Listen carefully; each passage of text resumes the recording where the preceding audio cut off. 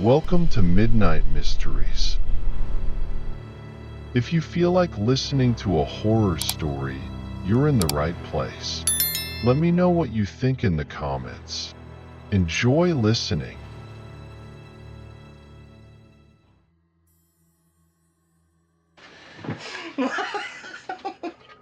So, that's the USS Indianapolis.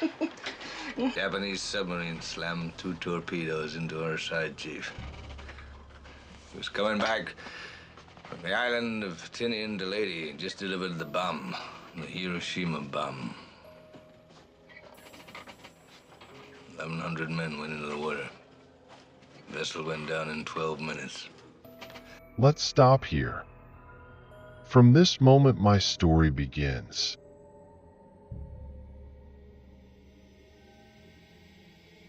My name is John, and I was a sailor on the USS Indianapolis. On a warm June evening in 1945, our ship cut through the tranquil waters of the Pacific on a mission none of us on board could have imagined was so important. I was a simple sailor, my eyes still full of youth and adventure, now clouded by that war and those events that have scarred me forever. I was fairly robust, the result of years of manual labor, with calloused hands and a barely visible scar on my left brow arch, a reminder of an old brawl in a port over trivial matters of which I am not proud. My best friend on board was Mike, a tall, thin guy with a contagious smile and a laugh that could be heard even during the fiercest storms. We had shared many moments together, from basic training to that last mission. Mike was the kind of person who could find a reason to smile even in the most unimaginable situations, a quality that in war was certainly worth more than gold. Evenings on the ship were long and decidedly monotonous. To pass the time, we sailors often gathered on the deck, under that starry sky that seemed to ignore the atrocities of the war. On these occasions, we would tell stories. Some were blatantly exaggerated adventures. Others were tales of fear and terror. See stories passed down from generation to generation. Mike was a master in this art. He loved telling stories of mythical beings and sea monsters, stories that would have made even the bravest sailor shudder. But that evening, the story he chose to tell was completely different. Have you ever heard of the Mary Celeste? Mike began, his low but clear voice cutting through the silence of the night like a knife. We settled around him, the calm sea as our background, our faces lit by the flickering light of a lantern hanging from the railing. The Mary Celeste, as Mike recounted, was a merchant ship found adrift in the Atlantic Ocean in December 1872. Her crew had vanished into thin air, leaving behind only a series of disturbing clues and no logical explanation. The ship was found in perfect condition, with the cargo intact and food and water still on board. It was as if the crew had disappeared in an instant, leaving no trace. Mike described the discovery scene with vivid details, almost as if he had seen it with his own eyes. He spoke of a cup of tea still intact with its contents on the mess table, an overturned chair as if someone had stood up abruptly, and a compass spinning wildly, devoid of any orientation. The sails were partially hoisted, and the logbook had been updated until the morning of the previous day. As I listened, a chill ran down my spine. Ghost stories and mysterious disappearances had always had a particular effect on me, as if they touched a deep and hidden chord in my soul. They made me think about the fragility of our existence, the thin line that separates what is real and tangible from the incomprehensible. There were forces at work in this world, I thought, that were beyond our understanding, beyond our control. But the strangest part of the whole story, Mike continued, lowering his voice as if afraid of being overheard by invisible ears, is the logbook. The last entry was cryptic, talking about strange sounds coming from the ocean during the night and a growing sense of terror among the crew. As if they felt something out there, in the darkness of the ocean, something ancient and terrible. A heavy silence fell over the group. Some exchanged nervous glances, others stared at the dark sea, as if expecting to see something emerge from the black waters surrounding us. As usual, Mike's story had ignited a fire of unease and fear deep within all of us. Almost as a transposition, the story told by Mike made me understand how, at that moment, the reality of our situation was extremely clear. We were damn alone in the middle of the ocean, far from any help, any comfort, and especially on a secret mission so we would never be rescued if needed. Our government would deny everything. What if it was true? I began to think, what if there were mysteries in this world that we could not explain or understand? These thoughts tormented me as I tried to fall asleep that night. The sound of the water lapping against the hull of the ship giving life to an eerie symphony that accompanied my troubled dreams. Sleep, however, though brief, was like a clean slate, and the next morning our reality manifested itself very differently from those ghost stories and mysteries. We were at war, and every day could be our last. The secret mission of our ship, of which we knew little at the time, added an additional sense of urgency and danger.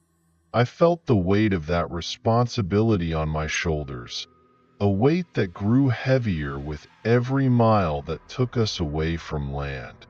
Our typical day was a routine, made up of physical exercises, ship maintenance, and guard shifts. There was no room to think too much, which somehow was a blessing.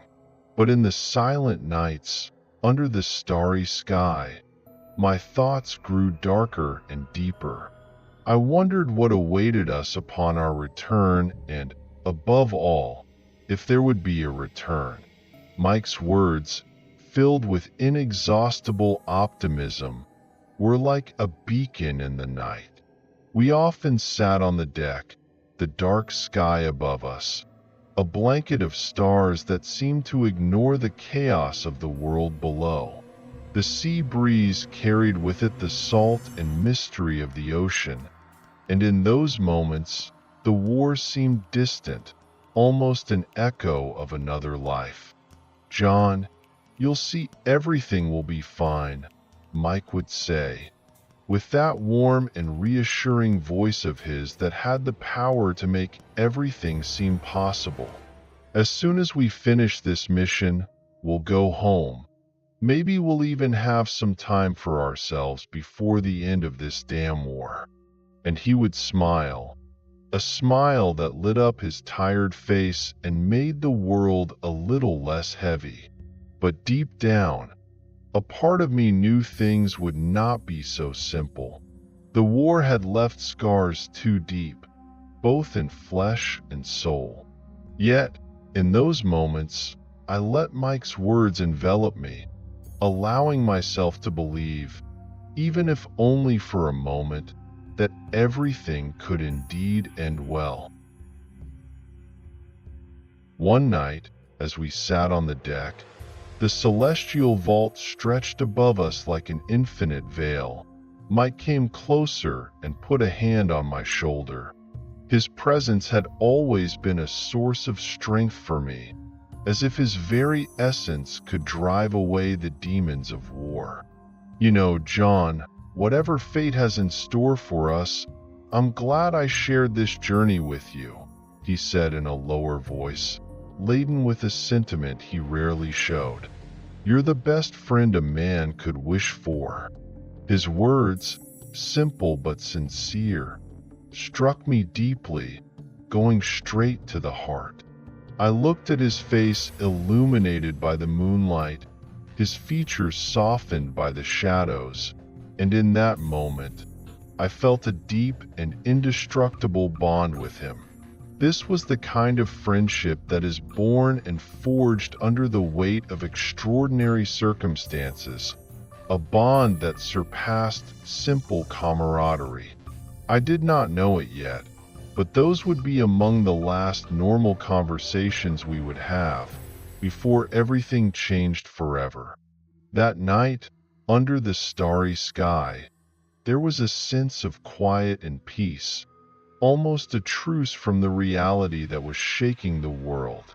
But it was a deceptive calm, a moment of quiet before the storm descended upon us, bringing with it events that would test every fiber of our being. In those moments, Mike and I shared more than just friendship. We shared a tacit understanding of what it meant to live and survive in a world completely turned upside down, an understanding that only those who have lived through the unimaginable can truly grasp. It was a starry night. The sky above the USS Indianapolis was an endless field of twinkling lights. Mike and I had just finished one of our long chats on the deck when I decided to retire to my bunk. The ship was wrapped in an unreal quiet, only the faint hum of the engines in the distance and the constant whisper of the waves providing a background. That night, lying in my berth, I was light years away from reality. Mike's tales, full of mystery and adventure, echoed in my mind, creating a fantasy world that made me forget, even if only for a moment, the hardships of those infamous years. The starry sky I had observed before going to bed seemed like a portal to another dimension, a reality where war and death were only distant memories. But that tranquility was ripped away in an instant. Two deafening booms a few seconds apart, like the roar of a giant beast, shattered the night. The ship shook violently, as if it had been struck by a giant fist. For a moment, everything was still, a surreal silence preceding the storm that erupted moments later. Total chaos took over. I jumped out of the bunk, my heart pounding so hard it seemed ready to explode in my chest. Screams and cries of terror echoed everywhere, creating a hell of sounds that would haunt my dreams for the rest of my life. I ran without really knowing where I was going, stumbling and pushing my way through corridors that now seemed like labyrinths of fear and confusion. The intermittent light of the emergency lamps cast shadows on the walls, transforming familiar faces into masks of terror. Every passage seemed to lead only to further disorder. What a disaster! There were dozens of people running and screaming furiously. The ocean water began to invade the ship at a frightening speed. It surged through broken portholes and open passageways, an unstoppable fury swallowing everything in its path. The water was icy, a deadly embrace that made me shiver to the core of my soul. Men screamed and collided with each other in a frantic and desperate struggle for survival.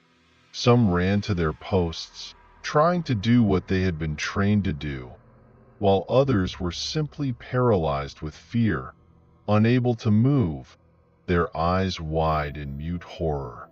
As I ran past Mike's cabin, he was already gone. Meanwhile, the cold water soaked my feet, then my ankles, rising with a rapidity that left me breathless. Every step was a struggle against the current trying to drag me away, a fight for life against a frozen and relentless enemy. Fear mingled with adrenaline, making every move urgent and confused. I clung to handrails and ledges as the ship continued to tilt dangerously, its metallic groans only undering the chaos that reigned supreme. It was like being trapped in a nightmare from which there was no waking, a world where reality had twisted into a horrible version of itself. I couldn't think, I could only move, driven by a primordial survival instinct I had forgotten I possessed. At that moment, the USS Indianapolis was no longer a ship. It was a sarcophagus sinking rapidly into the ocean's abyss. Finally, after what seemed like an eternity, I reached the deck. The scene before me was one of total disaster. The sky was illuminated by explosions and fires. The ship tilted perilously on one side. I could hear the metal creaking under the force of the water and the flames, as if the ship itself were a living being screaming in agony. Desperately, I searched for Mike among the crowd, but it was impossible to distinguish faces among that mass of terrified sailors. Then, without warning, another shock, more violent than the first, made me lose my balance. I rolled on the wet deck, desperately trying to grab something, anything, to avoid being swept away. The ship began to tilt even more, and I realized there was no time to lose. Fighting against the fear that gripped my throat, I headed towards the lifeboats, pushing my way through the sailors trying to do the same. But it was too late. Many lifeboats were already in the sea, and those that remained were already crammed with people or completely damaged, and the ship was sinking too fast. The water rose inexorably, swallowing the deck at a speed that seemed to defy reality. I stood on the brink of the abyss, the roar of screams and the crashing of the water at their peak. The deck, once a place of gathering and work, was now a precipice into the unknown. I had no choice. My body was rigid with fear, but my mind, surprisingly clear, knew what I had to do. With one last desperate look at the deck filling with water, I took a deep breath and dived into the dark, cold waters of the ocean. The impact with the water was like a direct blow to the soul. The cold was so intense it took my breath away, its icy fingers wrapping around my body in a deadly embrace. For a moment, all I could feel was my heart pounding frantically, my body instinctively fighting to return to the surface. When I emerged, the air was a blessing, but the scene around me was a hell of despair. Other sailors were throwing themselves into the water, some screaming in panic, others with a silence that was almost more frightening. Their voices, mixed with the sound of the water and the crackling of the flames, created a cacophony of terror. The ship, now almost completely submerged, was a ghostly silhouette in the darkness of the ocean. The light it emitted was dim and dying, like the last flicker of a candle before it goes out. This light cast a ghostly glow on the water, illuminating the faces of my companions, faces contorted with fear, pain, and the realization that the end was near. Some tried to swim towards what remained of the lifeboats. Others clung to pieces of debris, desperately hoping they could keep them afloat. The sea was a carpet of men and wreckage, a chaos of arms flailing and bodies struggling to survive. In the midst of all this, I felt incredibly alone. I couldn't see Mike. I couldn't find any familiar face among the crowd. I was just another sailor lost in the immensity of the ocean, fighting for my life, surrounded by a tragedy that would mark each of us forever. I floated there, desperately trying to keep my head above water, watching in horror as the USS Indianapolis disappeared beneath the waves. At that moment, the reality of the situation became clear. We were alone, in the middle of the ocean, with no ship, no help. And in that cold embrace of the ocean, surrounded by men struggling for their lives, I realized that this struggle had only just begun. I floated in a sea of despair, the water cold as death itself surrounding me. Around me, other survivors of the USS Indianapolis clung to what they could: pieces of wood, life jackets, floating debris. We were like ghosts, shadows of our former selves, lost in an ocean that seemed to have no end. The first hours after the sinking were a whirlwind of shock and confusion, a mental and physical chaos that overwhelmed me like a raging wave. My mind, still dazed and incredulous, struggled to grasp the magnitude of the disaster. I floated, clinging to a piece of wood that had once been part of my ship, now reduced to a heap of floating wreckage. My thoughts were a vortex of conflicting emotions, but one in particular tormented me: Mike. The hope that he was among the survivors was a fragile flame in my heart, fueled by despair and fear. As soon as the sun began to rise, any hope of a quick rescue began to fade. The sun, an entity I had once greeted with joy, now became a relentless enemy. Its scorching light beat down on my skin without respite, burning it mercilessly. I felt my skin begin to boil and redden, a constant pain that increased with every passing hour.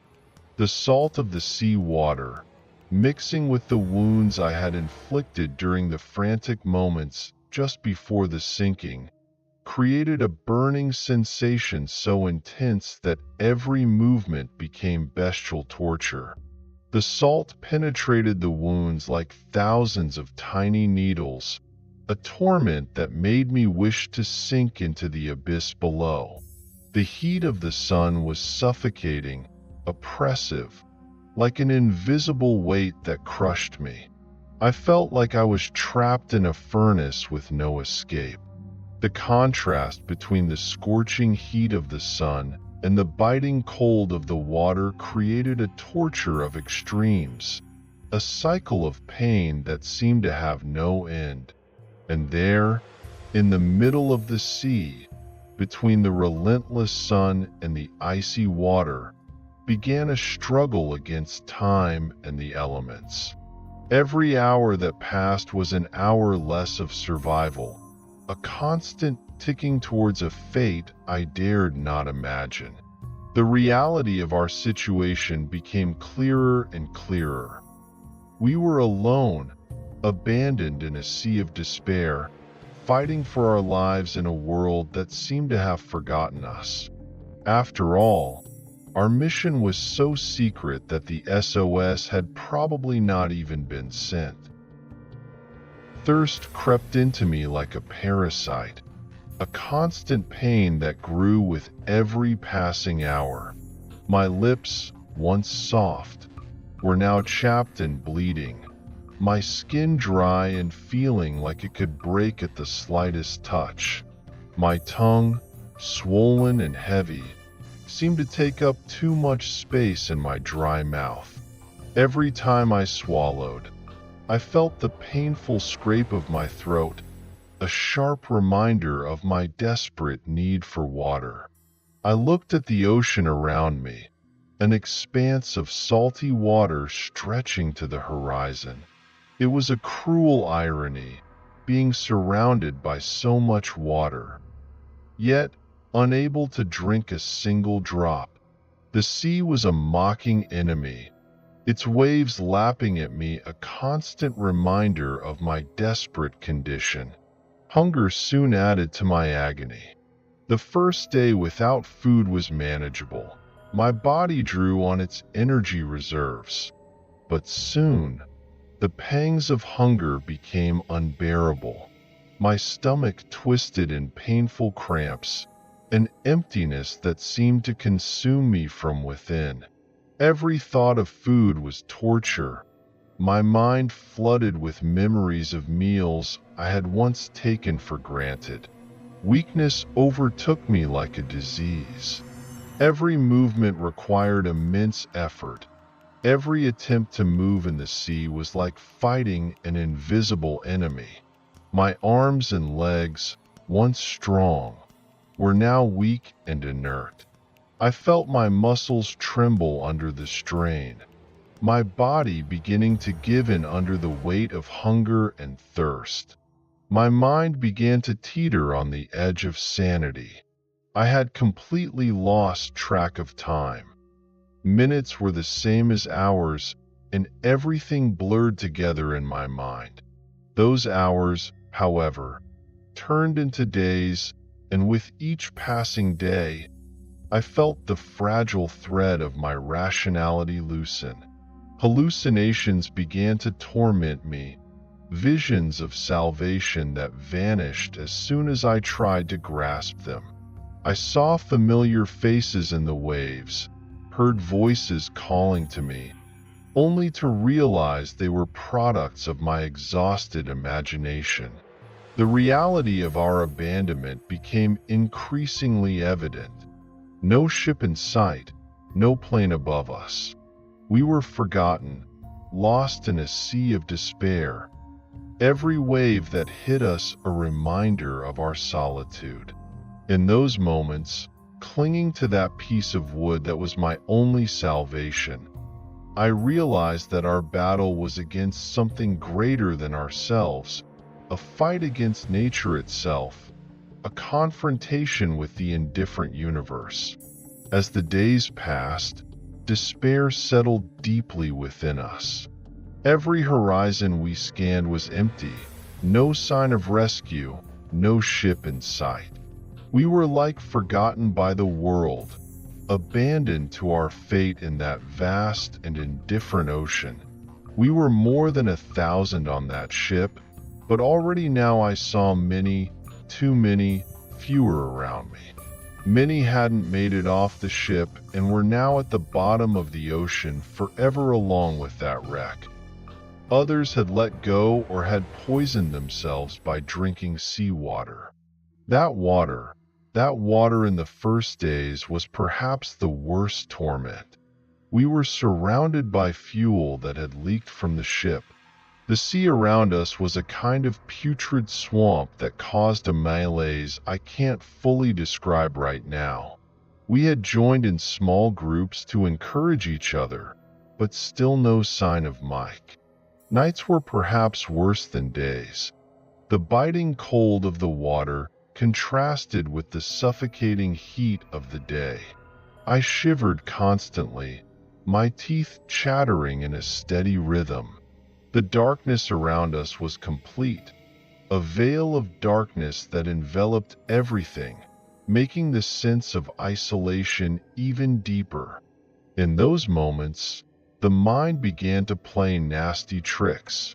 I saw shadows moving in the water, heard whispers coming from the waves, the line between reality and hallucination becoming increasingly blurred. The fear of sharks was constant, a palpable terror that kept us in a state of constant alert, but at the same time slowly consumed us from within. I looked at the faces of my companions, some resigned, others still clinging to a thread of hope. But in all of us, there was that same unspoken question. Would we ever be rescued? Or would we die here, forgotten in this remote corner of the world? The days passed, one after the other, in an endless cycle of suffering and despair. Our situation seemed hopeless, each passing day bringing us closer to surrender. And in that sea, surrounded by men fighting for their lives, I realized that the true nature of humanity is revealed only in the most desperate situations. In those moments, we are reduced to our most essential core, devoid of any social mask, exposed in our rawest vulnerability. And in that exposure, I saw both the best and the worst of what we are. In the first hours after the attack, the sharks were only a whisper, a rustle beneath the surface of the water. Their fins, small and agile, sliced through the water with a grace that was almost hypnotic. At first, they could be mistaken for some curious fish or simple shadows generated by our fear-fueled imagination. But then, with a slow but inexorable escalation, they became a constant presence, surrounding us, scrutinizing us, in a ballet of death. There was no warning when the attacks truly began. A sharp scream pierced the silence, a sound so full of terror and despair that it chilled the blood. One of us, a young sailor who had stoically fought until that moment, was dragged under with brutal violence. It was a flash of white and red, the contrast between skin and blood mingling with the salt water. The water around him quickly turned crimson, becoming a macabre indicator of what had just happened. Panic spread among us like wildfire. Every wave that hit us, every movement in the water, was a reason for acute terror. We looked around frantically, our eyes trying to penetrate the dark depths for a sign, for a warning of another attack. But the sharks were cunning, agile predators who knew every trick of their deadly environment. When they emerged to attack, they did so with frightening speed and precision. They were like missiles, launched from the depths toward their prey on the surface. Their bodies, sleek and powerful, sliced through the water with disarming ease.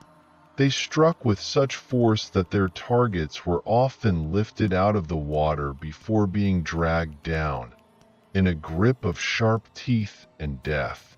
Perhaps the most terrifying thing of all was the way they attacked. With a coldness, an emotionless void that was inhuman. There was no anger in their eyes, no hunger. There was only a void, a calm that was more frightening than any fury. They tore away life as if it were nothing, as if it were just another day, another meal.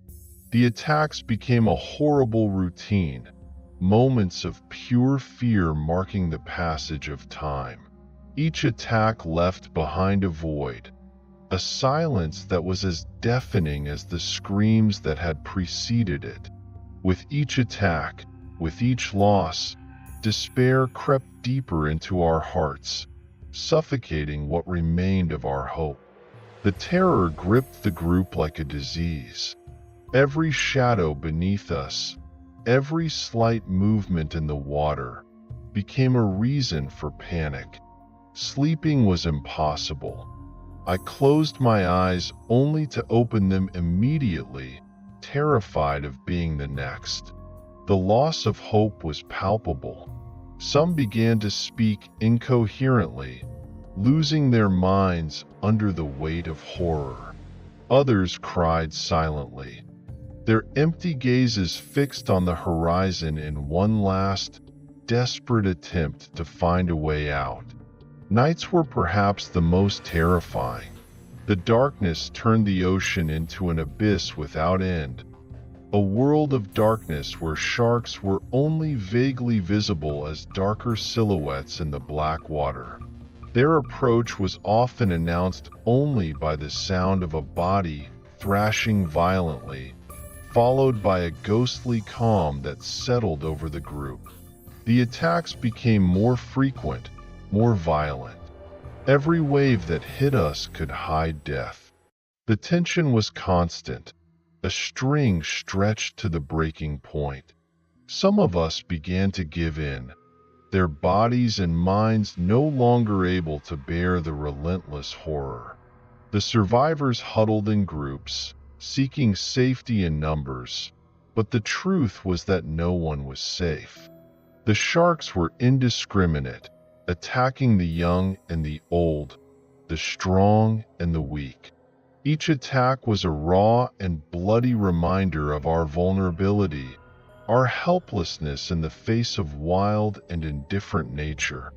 The smell of blood and death impregnated my nostrils, a constant, nauseating reminder. The sea, once a source of life, was now a liquid cemetery, a place of desolation and horror. And during this terror, I struggled to keep my reason, to not succumb to the madness that threatened to engulf me. As the hours slowly turned into days, my mind oscillated between despair and a fragile glimmer of hope. Each new day brought new horrors, but also the possibility, however remote, of rescue. It was during one of these endless days that my gaze fell on a familiar figure, floating not too far from me. It was Mike. My heart stopped for a moment before starting to beat with a fury I hadn't felt in days. I pushed myself towards him, my aching arms moving with renewed energy. As I got closer, I saw his tired eyes lift towards me, a glimmer of recognition in them. "John," he murmured in a voice that was barely a whisper. His presence, his voice, was the first joy I had felt after days of despair and horror. For a moment, all the terror, hunger, and thirst were forgotten. We were together again, two friends in the middle of the sea, surrounded by danger but united against everything. The hours that followed were the closest to a sense of peace I had felt since our ship was hit. We talked in low voices about our families, our dreams, everything we would do once we got home. But beneath the flow of words was an inescapable sense of fear. Every shadow in the water, every wave that hit us, carried the possibility of a new attack. When night fell, we settled as close as possible to each other, to keep warm and for that useless illusion that being together would avoid the worst. Exhaustion quickly overcame us, and for the first time in days, I fell asleep almost immediately, lulled by Mike's presence at my side. But that night, the terror we had kept at bay descended upon us with relentless ferocity. I was woken by a muffled noise, a mix of splashing and gurgling that chilled my blood. I turned towards Mike. He was there, next to me, but he didn't respond. My heart pounded wildly, fear gripping my throat. When dawn began to break the veil of night, the first rays of light revealed the horror the night had hidden. The lower part of Mike's body was gone, only the upper part of his torso floating next to me, his eyes wide in a final, mute expression of shock.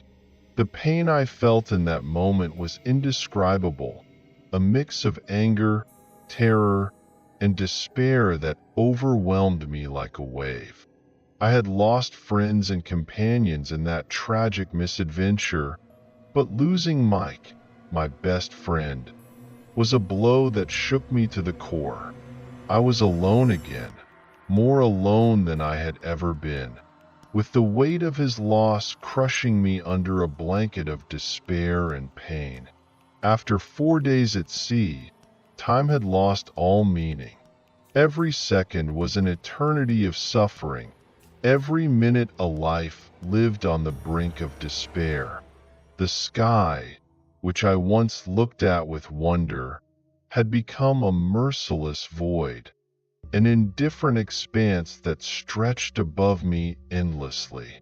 Hope, that fragile thread I had clung to with all my strength, was fading like the sunset that swallowed the sun every evening.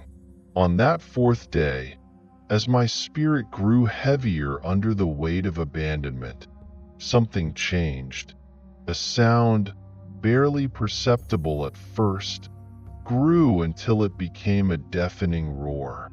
I raised my eyes to the sky, rubbing them to believe what they were seeing.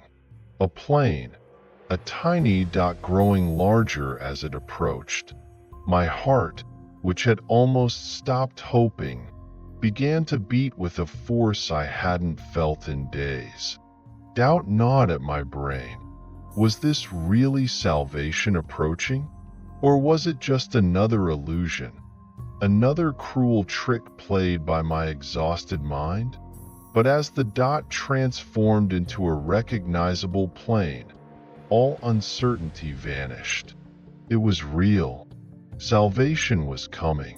The bomber lowered, flying low over the choppy sea, the roar of its engines a symphony to my tortured ears. Tears began to stream down my salt and sun-stained face, an involuntary response to the joy and surprise overwhelming me. Around me, my fellow castaways waved their arms, shouted with all the breath they had left, vivid signals of life in a sea of death. The plane passed over us once, then twice, its shadow dancing on the water next to us. Each pass was a confirmation that we had been seen, that we were no longer invisible. The relief that washed over me was so intense it felt physical, as if the water around me had suddenly lost its weight, lifting me, even if just for an instant, from the depths of despair. When the plane flew away, it left behind a silent promise of return. We looked at each other, eyes meeting eyes, understanding without words. We knew it was only a matter of time before the rescue ships reached our position. Every minute of waiting was still a torment, but now it was a torment colored with hope. The sky, once empty and pitiless, had become our messenger of salvation. Now, instead of gazing at it with despair, we looked up with anxious anticipation, each cloud moving a possible sign of our imminent rescue. And in those moments of waiting, for the first time in days, we allowed ourselves to believe that maybe, just maybe, the end of our ordeal was finally in sight. The seaplane emerged from the sky like an angel, gracefully landing on the waves and taxiing with an elegance that dramatically contrasted with the chaos of the previous days. It was a small, agile aircraft, its shiny body reflecting off the water. As it approached, we could see the pilot and a small rescue team signaling to us with encouragement. They began the initial rescue efforts, the crew on the seaplane working frantically, lowering a small ladder and pulling up the survivors one by one. It was a slow process, painfully slow. The seaplane could only take a few people at a time, and with each departure, it left us floating there, hoping to be next. The pilot, a man with a face marked by determination, looked at us with compassionate eyes. "Don't lose hope," he shouted over the roar of the engine. "There are more ships coming. We'll save everyone." His words were encouraging, But the time between one rescue and the next was an agony. Each minute spent in the water was a minute in which the sharks could attack, a minute in which our fragile grip on life could slip away. The tension was palpable as we waited our turn. Some prayed, others cried, or stared at the horizon with vacant eyes. The shark attacks had not stopped with the arrival of the rescue. On the contrary, they seemed to have become more frequent, as if the animals had sensed our hope and decided to snatch it away. Other men were dragged underwater before our eyes, each attack a brutal reminder that we were not yet safe. Then, finally, the horizon began to change. What had once been empty now teemed with activity. Rescue ships, large and powerful, approached with determination. They were like giants of the sea, their hulls cutting through the water with a force and confidence that made me cry with relief. The ships drew nearer quickly, their imposing figures reassuring. The rescuers on board threw rafts and ladders, shouting instructions and words of comfort. The rescue was a chaotic moment. As I was pulled up, my exhausted body almost gave out, but the strong hands of the rescuers held me, lifted me out of the water that had been my prison for so long. We were exhausted, physically and mentally, but the joy of being saved gave us new energy, a new desire to cling to life. However, even amid that joy, the pain and mourning for the lost companions were felt. Every face I did not recognize among the survivors was a punch to the stomach, a reminder of the lives cut short in that cruel sea. The smell of death was still with us, impregnated in our clothes, in our skins, a silent reminder of the horrors we had faced. On the rescue ships, there was care and compassion. Doctors and nurses worked tirelessly to treat our wounds, to listen to our stories. But as my body slowly began to heal, my mind was still trapped in that sea of despair. The ghosts of my friends, the screams of the shark attacks, the long hours of desperate waiting, all of it haunted me, day and night. Out of about 1,200 men aboard the Indianapolis, about 300 perished within 12 minutes, the time it took for the ship to sink. About 100 more died in the first hours after the sinking, and I was one of the 316 who managed to survive. As the days turned into weeks and the weeks into months, the memories of those horrific days began to blur, but they never faded completely. The bond one shared with the other survivors was unbreakable, forged in the fires of unimaginable hardship. We were bound by a shared experience that only we could fully understand. In the end, the story of the USS Indianapolis is not just one of tragedy, but also of resilience and hope. It is a testament to the strength of the human spirit and the enduring power of friendship. Though the scars of that time will always remain, they are a reminder of what we endured and, ultimately, survived. And as I look back on those days, I am grateful for the moments of light amidst the darkness, for the laughter we shared, and for the memory of my friend Mike, whose spirit continues to inspire me to this day.